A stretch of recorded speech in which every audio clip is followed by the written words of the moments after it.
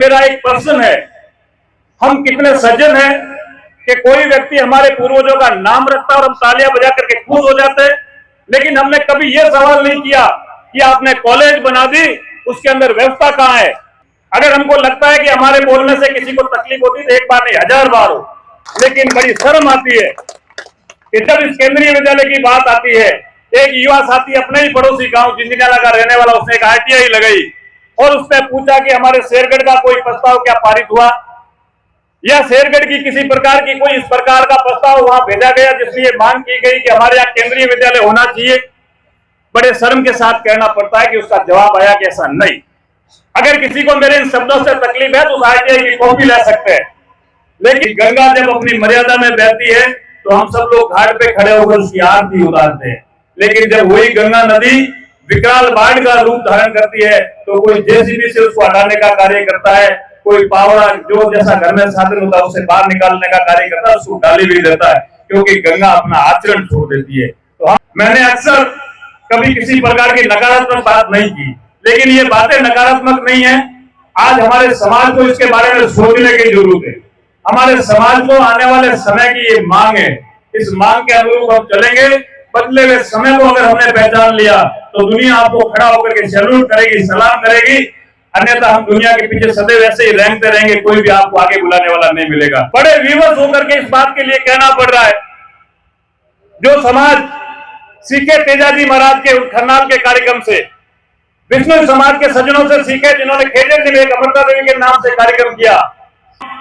मंच पर अभी कुछ ऐसे सज्जन विराजमान थे, उनके सामने कुछ बातें कहनी थी, लेकिन आयोजकों की अपनी व्यवस्थाएं हैं, कार्यक्रम का अपना समय है, कुछ चीजें उनके सामने रखनी थी, लेकिन मुझे बड़ी विडंबना के साथ कहना पड़ रहा है कि अभी विक्रम सिंह जी ने खूब सारी चीजें इस मंच के माध्यम से कही कि किस प्रकार से उन्होंने विकास के कार्यों में अपना योगदान दिया। ये योगदान तब संभव हुआ कि जब आपने अपने परिवार के एक व्यक्ति को वहां भेजा। जब आपका बच्चा वहां जाएगा तो सबसे पहले अपने परिवार की चिंता करेगा, अपने क्षेत्र की चिंता करेगा, अपने अड़ोस और पड़ोस की चिंता करेगा। लेकिन अभी हमने बहुत तालियों से अभिनंदन किया और करना भी चाहिए। यहाँ पे एक घोषणा हुई कि आने वाले समय में एक कॉलेज का नामकरण दादू साहब गोपाल सिंह जी से नाम से होगा, तो मैं हृदय की गहराइयों से आभार प्रकट करता हूँ। जिस प्रकार से राणा उगम सिंह जी के नाम से नामकरण हुआ, उनका भी मैं आभार प्रकट करता हूँ।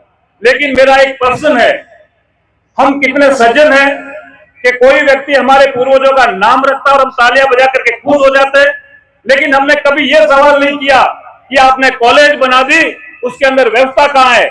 आज हमारे सामने प्रोफेसर साहब विराजमान है, बालेश्वर की राणा उगम सिंह कॉलेज में कितना स्टाफ है, कितनी फैकल्टी है वहां पे, आपके बच्चों को किस सब्जेक्ट की वहां शिक्षा दी जाती है।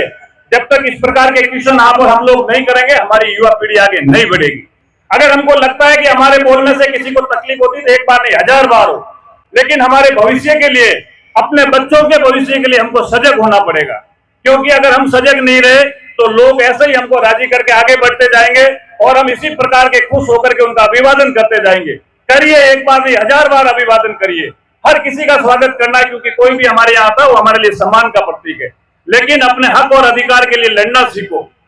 यहाँ खूब सारे पूर्व सैनिक विराजमान है और हजारों आज शेरगढ़ के युवा साथी इस देश की सीमा पर हमारी रक्षा कर रहे हैं, तब जाकर के आप और हम इस कार्यक्रम को लाइव के माध्यम से देख रहे हैं और ये जो युवा साथी है प्रस्तुति दे रहे हैं। लेकिन बड़ी विडंबना है कि इन शेरगढ़ की तमाम उन वीरांगनाओं के सपनों के साथ, शेरगढ़ के उन युवा साथियों के सपनों के साथ, इन माताओं और बहनों के मन में एक सपना है कि मेरा बेटा भी कभी केंद्रीय विद्यालय में पढ़ेगा और इस देश का नाम रोशन करेगा। लेकिन बड़ी शर्म आती है कि जब इस केंद्रीय विद्यालय की बात आती है, एक युवा साथी अपने ही पड़ोसी गांव जिंदीनाला का रहने वाला, उसने एक ITI लगाई और उसने पूछा कि हमारे शेरगढ़ का कोई प्रस्ताव क्या पारित हुआ, या शेरगढ़ की किसी प्रकार की कोई इस प्रकार का प्रस्ताव वहां भेजा गया जिसमें मांग की गई कि हमारे यहाँ केंद्रीय विद्यालय होना चाहिए। बड़े शर्म के साथ कहना पड़ता है कि उसका जवाब आया कि ऐसा नहीं। अगर किसी को मेरे इन शब्दों से तकलीफ है तो उस ITI की कॉपी ले सकते हैं, लेकिन ऐसा क्यों? क्योंकि हम जागरूक नहीं है, हमारे अंदर सवाल करने की हिम्मत नहीं है। जिस दिन ये सामने हजारों की संख्या में बैठे माता और पुरुष सवाल करना शुरू कर देंगे, आपके यहाँ केंद्रीय विद्यालय 1 नहीं 2 खोल जाएंगे, लेकिन हिम्मत आपके अंदर होनी चाहिए।